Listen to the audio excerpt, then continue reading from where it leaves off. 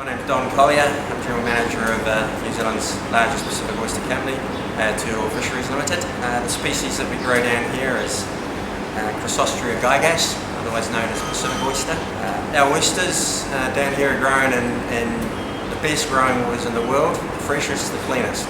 Our waters are nutritious because of the strong upwellings we get coming up from the Southern Ocean and Antarctic Ocean, which mix and blend with the beautiful tropical water from the Central Pacific. I just want to now move on to explaining a little bit about our oysters and how you get them open.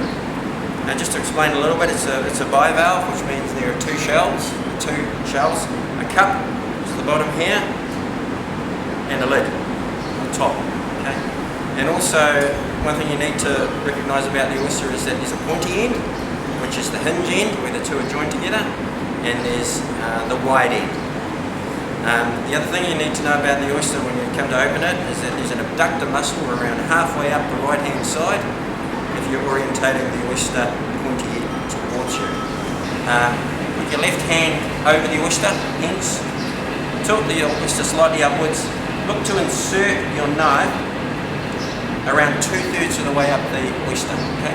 You don't have to get the gap precisely, but somewhere around the gap, so you might have to bust through the shell slightly. That's why you need a strong knife.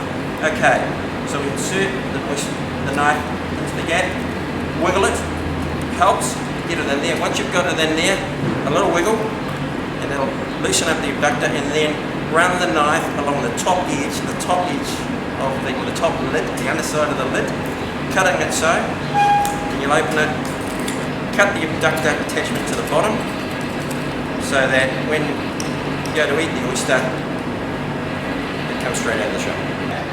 The accompaniments with our oysters, I prefer mine au naturel, straight out of the shell. There's seawater in there that gives great flavour.